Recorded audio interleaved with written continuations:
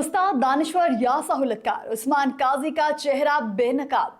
नाजरीन, social media पर एक शोर मचा है कि डॉक्टर मोहम्मद उस्मान काजी को एक उस्ताद, एक दानिश्वर और रियासती जबर का शिकार मजलूम बनाकर पेश किया जा रहा है। लेकिन असल सवाल यह है कि क्या वो वाकई मजलूम थे या फिर ये सब एक और बयानिया की जंग का हिस्सा है। असल हकीकत यह है कि काजी कोई आम प्रोफेसर नहीं थे। वो गुज़िश्ता कई बरसों से कलअदम तंजीम BLA और इसके खुदकश विंग मजीद ब्रिगेड की सहूलतकार और हैंडलर के तौर पर काम करते रहे। वो नौजवानों को तालीम की बजाय इंतहा पसंदी की तरफ माइल कर रहे थे। ब्रिटेन यूनिवर्सिटी जैसे इदारे को जो इल्म का मरकज होना चाहिए था, उन्होंने दहशतगर्दी के लिए एक भर्ती सेंटर में बदल दिया। मजीद ये कि उनकी पूरी तालीम और नौकरी रियासत पाकिस्तान के पैसों में थी। सरकारी स्कॉलरशिप्स, PhD, ग्रेड 19 की नौकरी, बीवी की सरकारी मुलाजमत, सब कुछ इसी रियासत के दम से मिला। लेकिन इसके बावजूद उन्होंने रियासत से गद्दारी की। वो BLA के कमांडर्स बशीर ज़ेब, रहमान गुल, डॉक्टर हेप्तान बलोच के साथ मिलकर हमले प्लान करते और सहूलत फराहम करते रहे।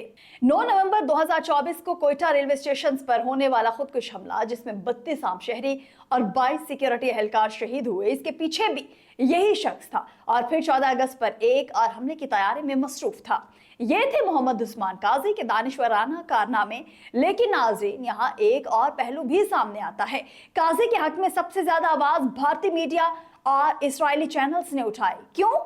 क्योंकि ये दोनों मुमालिक अरसा दराज से बलूचिस्तान को पाकिस्तान के खिलाफ इस्तेमाल करने की कोशिश कर रहे हैं। भारत चाहता है कि पाकिस्तान अंदर से कमजोर हो और इस्राएल अपने नेटवर्क्स के जरिए इस बयानी को आलमी सतह पर बढ़ाता है। यहां तक कि मेमरी न्यूज जैसे इस्राएली इदारे ने भी इस मामले को उठाया ताकि दुनिया को यह बावर करवाया जा सके कि पाकिस्तान अपने ही दानिश्वरों को निशाना बना रहा है। हकीकत यह है कि कोई दानिश्वर नहीं बल्कि एक दहशतगर्दों का सहूलतकार था और भारत और इस्राएल ने इसे अपने एजेंडे के लिए चेहरा बना लिया है। इस खेल में बलूचिस्तान के कुछ लोग भी इस्तेमाल हुए। सोशल मीडिया पर झूठे बयानिए, जाली पोस्टें और ट्रेंड्स इसी मकसद के लिए चलाए गए ताकि अवाम को गुमराह किया जा सके। लेकिन जब उनका असल आदमी पकड़ा गया तो उनके बयानिए का गुब्बारा फट गया। अब पूरी दुनिया देख रही है कि ये कोई इल्मी या फिक्री जिद्दोजहद नहीं थी, बल्कि पाकिस्तान को मुस्तहकम करने की सोची समझी साजिश थी। नाज़रीन, सवाल यह है कि क्या हम ऐसे शख्स को मजलूम कहेंगे जिसने रियासत के वसाइल पर पलकर इन्हीं वसाइल को रियासत के खिलाफ इस्तेमाल किया?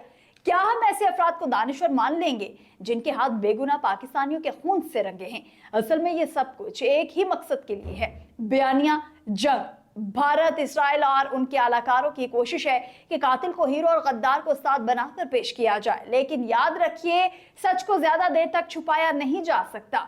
मोहम्मद उस्मान काजी जैसे लोग मजलूम नहीं बल्कि दहशतगर्दों के सहूलतकार हैं और इनके लिए आवाज उठाने वाले दरअसल पाकिस्तान के दुश्मन एजेंडे को ही तकवीत देते हैं।